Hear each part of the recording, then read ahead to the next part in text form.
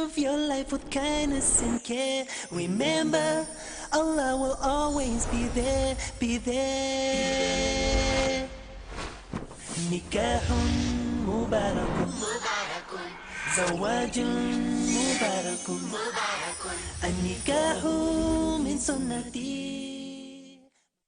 Alhamdulillah. Wassalatu wassalam ala rasulillah wa ala alihi wa sahbihi ajmain. Amma ba'd. A'udhu billahi minash shaitanir rajim. Bismillahir rahmanir rahim. Hunna libasul lakum wa antum libasul lahunna. Bismillahir rahmanir rahim. Ya ayyuhan nasu ittaqu rabbakum allazi khalaqakum min nafsin wahida wa khalaqa minha zawjaha. Rabbi shrah li sadri wa yassir li amri wahlul 'uqdatam min lisani yafqahu qawli. My brothers and sisters, I welcome all of you with the Islamic greetings. Assalamu alaikum wa rahmatullahi wa barakatuh. May peace, mercy and blessings of Allah subhanahu wa ta'ala be on all of you. And alhamdulillah, once again, as it's a tradition that whenever the ladies have the marriage preparatory course, we at least have one session where I do have the opening question and session regarding any questions as far as marriage preparatory course is concerned. Any questions on the marriage issue, before marriage, during marriage, after, inshallah. And since this session is mainly for the sisters, we'll be having more questions from the sister side and a few from the gent side, from the brothers. And I suggested that every 4 questions or 5 questions from sisters, we'll have 1 question from the gent side, inshallah. So if any sisters have any questions, they're most welcome to ask. Assalamu alaikum. Wa alaikum assalam wa rahmatullahi wa barakatuh. A few days before, there was an article on 10th of May in Hindustan Times with regards to Hazrat Aisha was 19, not 9. Can you just throw some light on that? Sisters asked a question that there was an article that came in Times of India, Hazrat Aisha, may Allah be pleased with her. Her age was 19 and not 9 when she got married. Can I throw some light on that? If you read the hadith in Bukhari which says that Hazrat Aisha, may Allah be pleased with her, she was married to the Prophet at the age of 6 and the marriage was consummated at the age of 9. Now there are many so-called modern scholars who feel that it's not possible. That is the reason they try and justify. And they say that actually the statement is 19 because in Arabic we add an ashra. So this is ashra, the 10 is missing. We said 10, 9 for 19. So the 10 is missing, therefore it sounds to be 9. Actually it should be 19. This is the assumption. But what we believe that after the Quran, alhamdulillah, is the saying of the Prophet ﷺ. And we have to check whether the hadith is sahih or not. And we realize that this hadith of Sahih Bukhari, and alhamdulillah, it's authentic hadith. But how can we logically prove today? Now those scholars, inverted commas, who when they cannot prove logically any part of the Quran and the hadith, they try and say there is some mistake in the assumption and the meaning is different, etc. What we have to realize that first we have to check whether the hadith is authentic or not. If it's authentic, if we cannot prove it logically, we have to feel and we have to understand that the science hasn't advanced so much to try and make us understand that hadith of the verse of the Quran. So based on this again, what I believe that the hadith is authentic and even the age of 6 and 9 is authentic, and how to justify that. When I was in the medical college, I passed in 1991, and in the 80s we were taught in the medical college that a lady, she reaches puberty and adulthood, maturity, at the age of approximately, in India it is about 13 to 14, 15, in America it's about 12 to 13, and the age factor of the puberty keeps on changing depending upon the atmosphere, depending upon the surrounding, depending upon the diet, depending upon the climate. Today medical science tells us that closer to the equator, the age of puberty is earlier. This is one point of it. And today after science advance, we have come to know that because of the change in the atmosphere and the surrounding and the diet itself, today in America as well as in India, there are cases in which there are sisters, mashallah, girls, at the age of 10, they reach puberty. They start having menstrual cycle. And today medical science tells us that if any lady starts the menstrual cycle at the age of 10, it is nothing unique. It's quite common.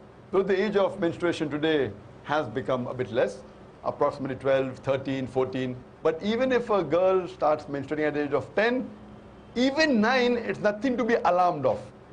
If the age of menstruation is below the age of 9, then there is a concern. So based on this scientific fact that we have come to know today, according to the Islamic Sharia, moment a lady reaches puberty and a gent reaches puberty, they can marry.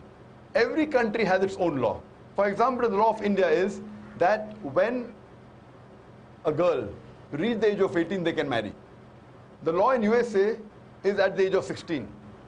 The law in Indonesia is 19. So for example, if a couple get married in America who are of the age of 16, so in America it's legal, but in India it's illegal. Now why has India chosen 18 and America chosen 16, we don't know. And there is a state in America called Texas, where coming down generations that it's common to marry early.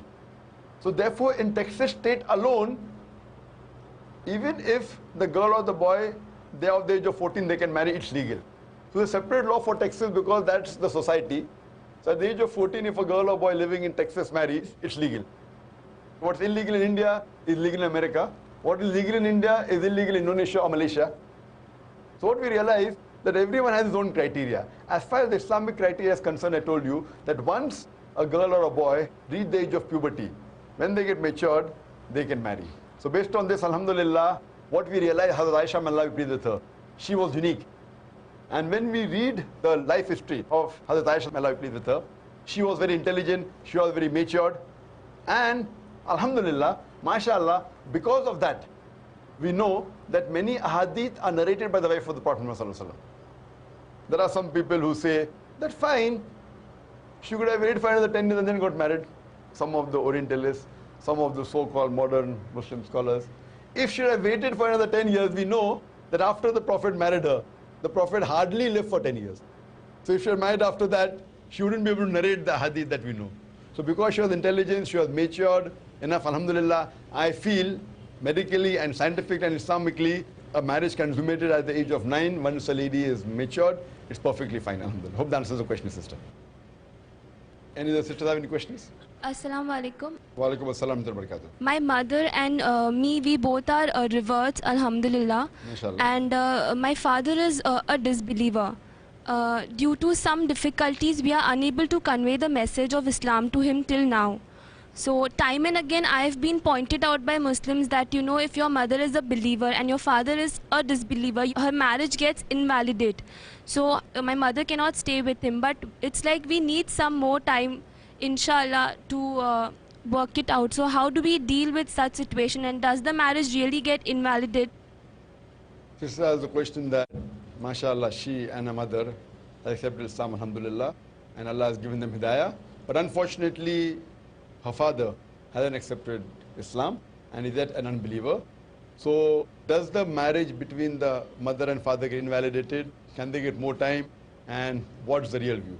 Sister, but natural, a believer can only marry a believer, as per the verse of the Quran of Surah Baqarah chapter 2 verse 221, that let not a believing woman marry an unbelieving man until he believes. So based on this, but natural, the marriage can only solemnize if the girl and the boy, or the man and the woman, both are believers. In this case, where one of the two, if both are unbelievers, one of the two accept Islam, then but natural, a time period is given for the other person from the spouse. If the husband accepts Islam, time is given to the wife. If the wife accepts Islam, time is given to the husband. That they too understand Islam, and it is the duty of the person who accepts Islam to convey the message to the spouse.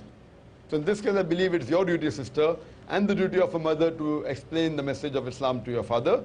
And but natural, there is no particular time limit given in any Quranic verse or hadith, whether it's 1 day, whether it's 1 week, whether it's 1 month. But I believe sufficient time to be given. What is sufficient may keep on changing from each individual couple, but you can't take years together. You can't say that, okay, I require years. So in this case, I feel that you and your mother should explain Islam in the best capacity that you can and convey the message. And if he realizes the truth, alhamdulillah. If he doesn't realize, then try and put pressure that Islam does not allow the mother to stay with the father. And this marriage will have to be broken if you don't accept Islam. And then give him time. Explain to him in the best way. And explain that because I'm a Muslim, I have to be a good wife to you. So in this way, you try behaving a better daughter to your father than what you were before. This will have a very great impact on your father. Same way your mother, should behave like a better wife than what she was before. So what my advice is, that if you know certain things which your father used to tell you before you reverted to Islam, which you never used to follow, as long as that thing is not haram, my advice is start following it, even if it may be difficult for you. As long as it's not haram, if he told you something which you did not like, but if it does not fall in the haram category, my request is you start obeying him. Same with your mother. Something with your father used to tell your mother, where she did not like it because of the personal like or dislike. But as long as it is not against the Quran and Sahih Hadith, I would request your mother to behave better with your father. So you should notice that after my daughter has accepted Islam, she is behaving a better daughter to me. And after my wife has accepted Islam, she is a better wife to me than before. This will be a key role in making her accept Islam. So try your level best. But after you feel that all your methodologies, all your trials, all your efforts have failed, then I believe that you should part ways. And if Allah gives him hidayah, maybe after a few months or few years, yet you can marry. But if he doesn't accept Islam, after trying your level best, I feel they should part. But yet, if he accepts Islam after that, yet they can reunite. There will be new nikah and new male. Hope that answers the question, sister. Any sisters down? On second, would like to ask a question? We all know that Islam is based on equality, but certain hadith has said that women are weak in as far as the akal and deen is concerned. Okay, and also when it comes to being a witness, one man and two women are required. So what would you say for that? Sister has a question. If in Islam there is equality between men and women, but according to certain hadith it says that women are weak in akal and in deen, and other hadith is that two women witnesses equal to one witness of man, then does it mean that they are not equal? Sister, one thing you should realize, that equality does not mean identicality. Equality in Islam does not mean identicality. Men and women, overall they're equal. In some aspects, the men have a degree of advantage. In some aspects, the women have a degree of advantage. But overall they're equal. I'll just give a small example. That if in a class, there are two students who come out first in the class, and when you analyze the question and the answer paper, we realize that there are 10 questions carrying 10 marks each. And these two students, student A and student B, both come out first, both get 70 out of 100.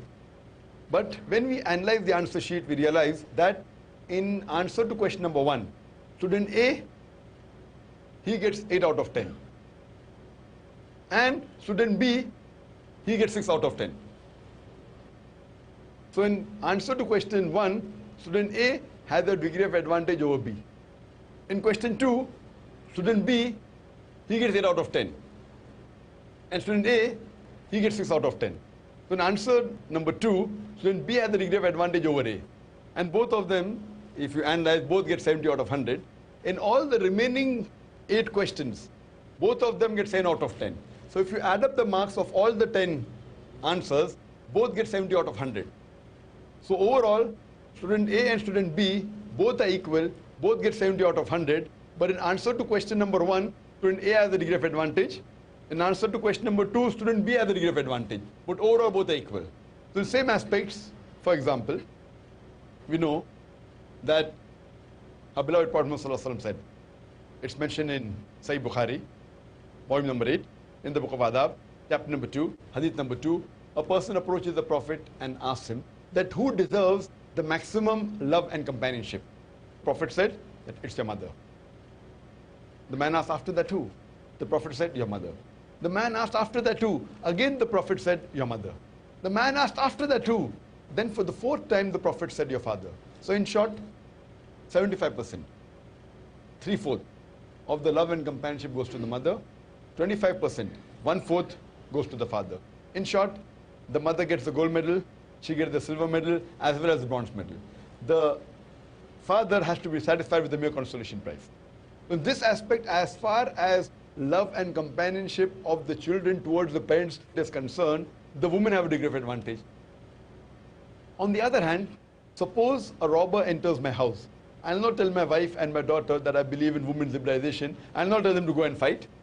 Here, because the Quran says in Surah Nisa, chapter number 4, verse number 34, that Allah subhanahu wa ta'ala has given the man more strength than the woman. So it's the duty of the man to support the woman as far as strength is concerned. So in strength, the men have a degree advantage as compared to the women. But overall, men and women are equal.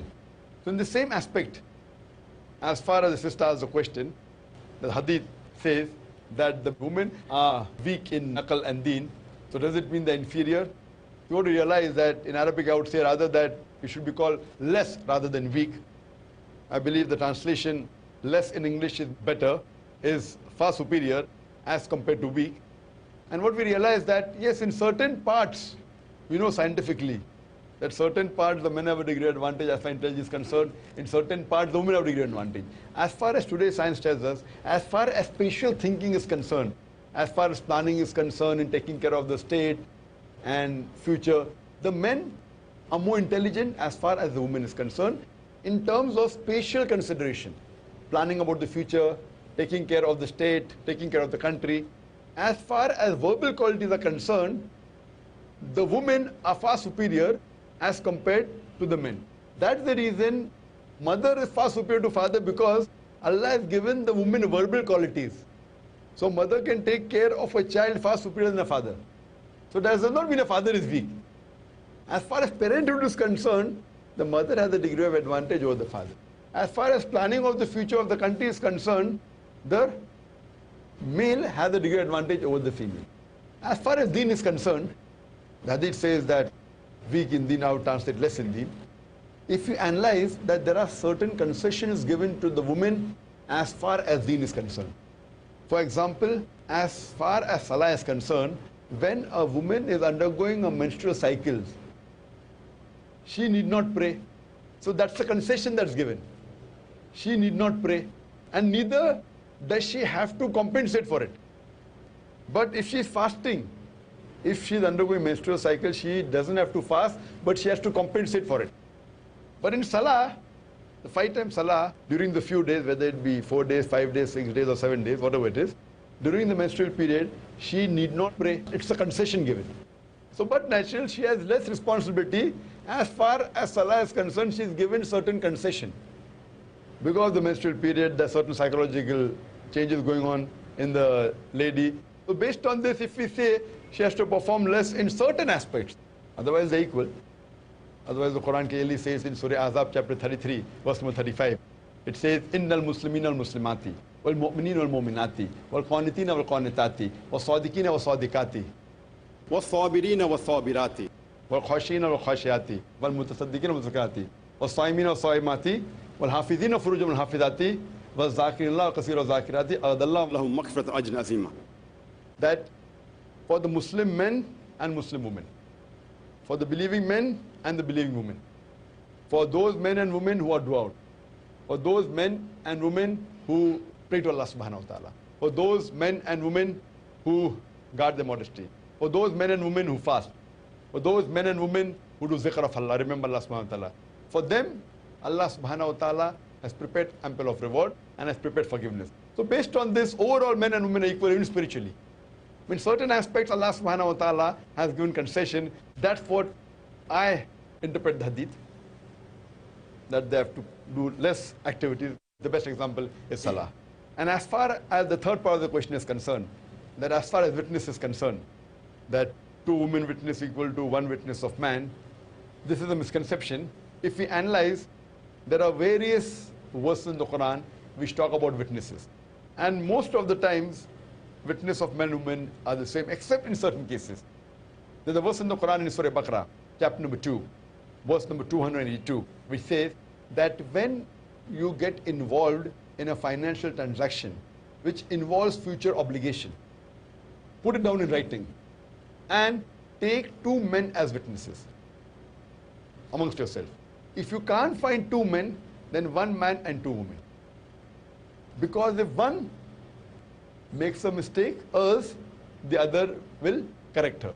Though some of the translators have said, if one forgets, the other will remind. I believe that the correct translation here of Tazil is more that if one makes a mistake, else, then the other would correct her.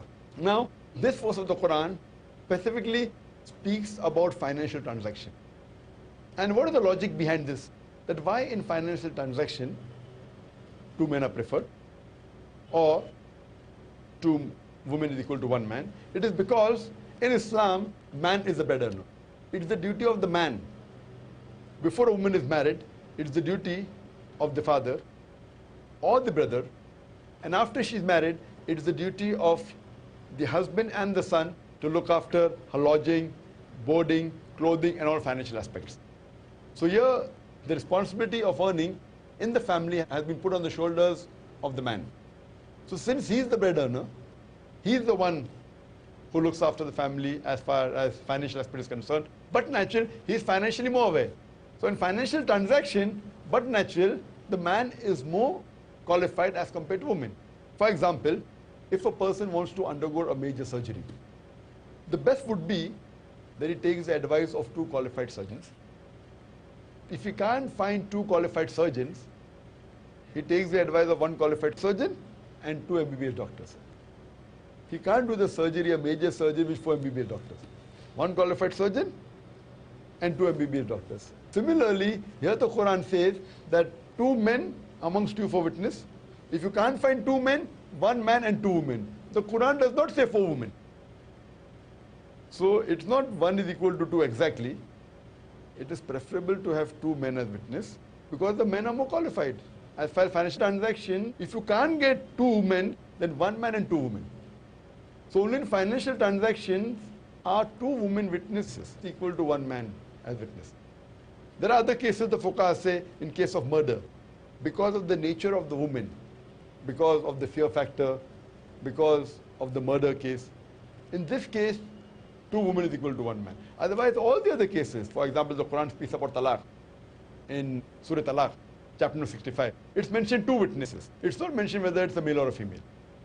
And to be more specific, there's a verse in the Quran in Surah Nur, chapter number 24, verse number 6, which says that if the man lays allegation against the wife, and if he doesn't have 4 witnesses, then he can take oath 4 times against the wife.